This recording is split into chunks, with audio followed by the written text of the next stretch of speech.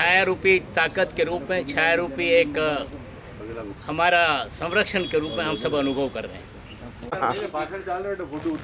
ठीक है सर।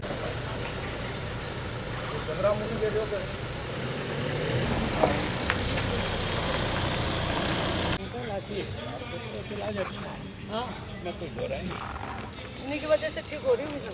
बाद में आके करेंगे, पहले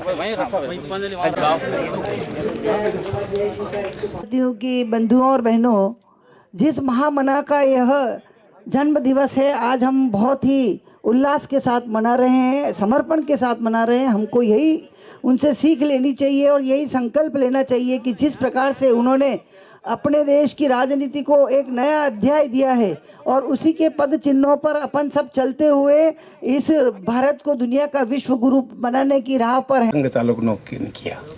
जब आज एक छोटी सी घटना हो जाए, मॉब लिंचिंग हो जाए, कुछ भी घटना हो जाए तो पार्लियामेंट में हंगामा हो जाए, लेकिन संघ के लाखों कार्यकर्ताओं को जब बंद कर दिया उसके बाद भी एक लाइन, भारत माता की, जब तक सूरज चांद रहेगा,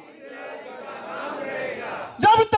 हमारा और गुलाब जी का अभी शायद हमारे दो के अलावा शायद कोई नहीं होगा इनमें से जो उनके साथ रहने का काम पड़ा हो। पंडित दीनदयाल जी सन 1961 में यहाँ पधारे, हमारा तब से उनसे परिचय हुआ।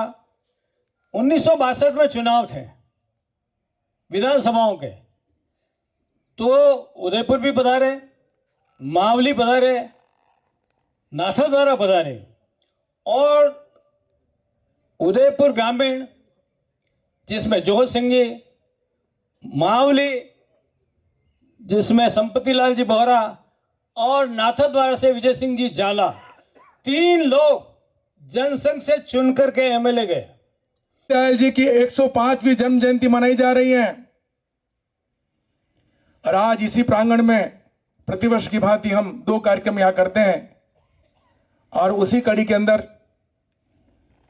बहुत हर्ष और उल्लास के साथ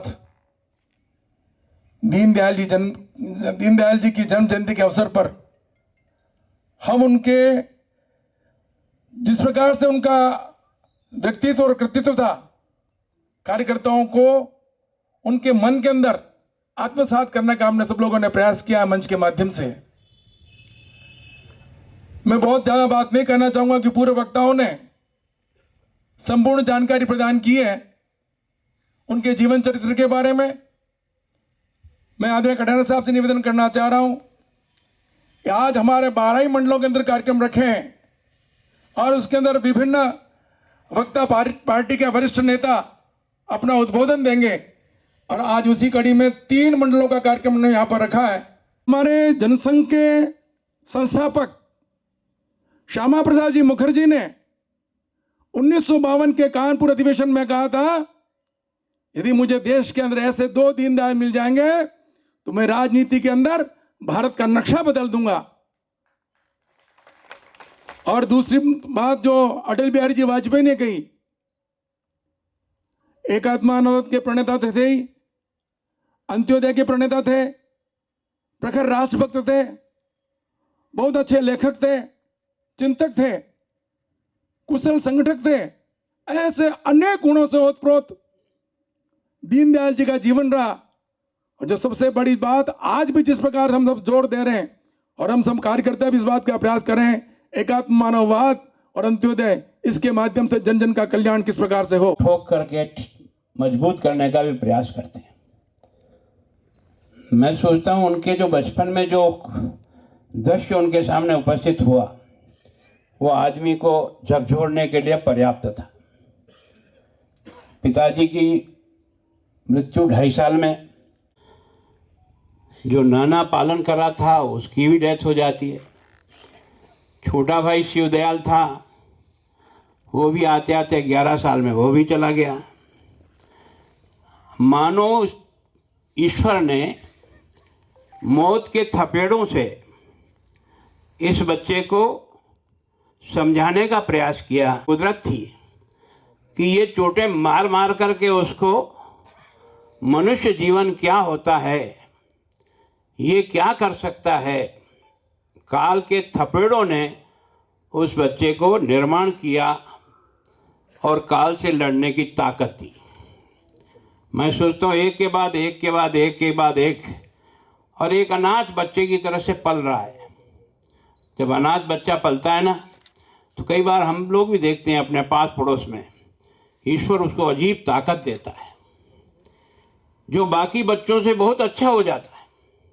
अपन ने कई लोगों के ऐसे बचपन देखे होंगे जिनके घर में बचपन में सब प्रकार के कष्ट आ पड़ गए, माँ बाप भी छोटी उम्र में चले गए, लेकिन ईश्वर उसको दूसरी तरफ से ताकत देता है खड़े रहने की। इस बच्चे को भी ताकत मिली, और इसलिए 9 साल तक तो पढ़ने जाने का सवाल ही पैदा नहीं हुआ। और एक तरह से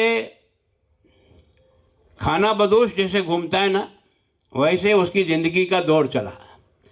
धानक्या में, धानक्या के बाद कोटा में, कोटा के बाद गंगापुर में, गंगापुर के बाद सीकर में, मतलब हमेशा जहाँ नाना मामा का ट्रांसफ़र होता रहता था वहाँ अपने परिवार के साथ ये चलता रहता था।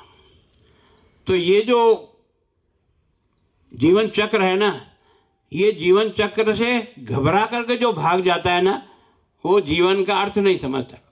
और जो इसका मुकाबला करता है दम से, ईश्वर उसे ताकत देता है। ये भी बालक ऐसा ही हुआ कि इससे सब कुछ छीना, लेकिन इसकी बुद्धि इतनी प्रखर दी, पढ़ने में इतना होशियार था कि जब कभी भी इसने, पहली बार इसका प्रकट हुआ सीकर के कल्याण हाई स्कूल में, जहाँ 10वीं का बोर्ड था, राजपूताना बोर्ड पूरे राजस्थान का। उस बोर्ड का जब रिजल्ट आया था तो पुराना जितना राजपूताना बोर्ड का रिकॉर्ड था वो सारा रिकॉर्ड टूट गया, और वो सबसे नंबर 1 पे पास हुआ। तो सीकर के महाराजा ने सोचा, यार मेरे यहाँ विद्यालय में पढ़ने वाला ऐसा कौन सा बालक है जिसने अब तक का रिकॉर्ड तोड़ दिया। स्वाभाविक रूप से हेडमास्टर को कहा कि बच्चे को देखना है। बुलाया। अब बिल्कुल शरीर ऐसा दुबला पतला था, कपड़े भी इसी प्रकार के थे। जब लेके गए तो उन्होंने बहुत प्यार किया, उसके सर पे हाथ घुमाया, पास बिठाया और पूछा, बेटा क्या चाहते हो। देखो ईश्वर क्या चीज़ देता है व्यक्ति के मन में। ये भी कह सकता था मेरे माता पिता नहीं है, मेरे ये नहीं है, मुझे ये तकलीफ है, मुझे ये तकलीफ, कुछ नहीं। उसने केवल एक सीधा शब्द किया, बस आपका आशीर्वाद चाहिए। उनको जो संस्कार, भाऊराव देवरस वहाँ प्रचारक थे उस समय, कानपुर के कॉलेज में जाना होता ही था संघ का काम को बढ़ाने के लिए, तो वो उस छात्रावास में भी गए जहाँ ये रहते थे। भंडारी जी दोनों साथ रहते थे। इनको वहाँ की शाखा पे ले गए, स्वयंसेवक बनाया। स्वयंसेवक के पर जो संघ के बारे में जानकारी मिली, उससे उनके मन की रचना बनना शुरू हुआ।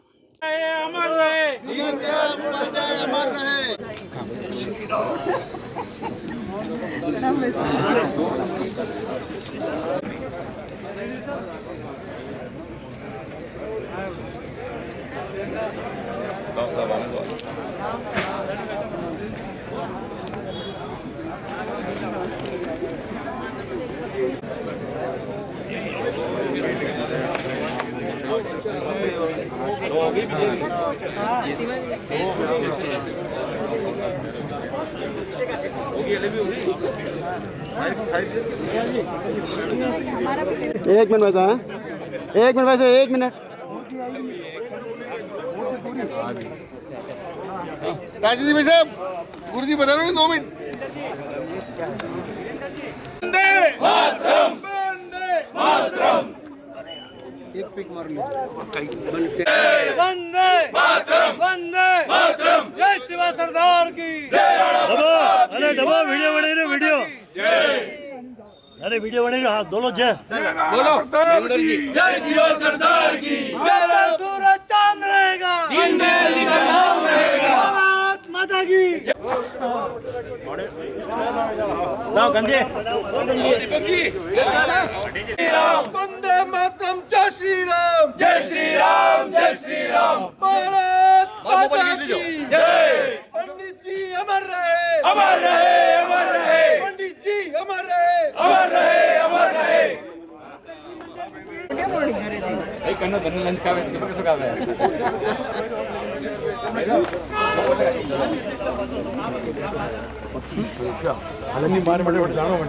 द कलर्स 18 उदयपुर न्यूज़ को सब्सक्राइब करें और हमेशा अपडेट रहिए।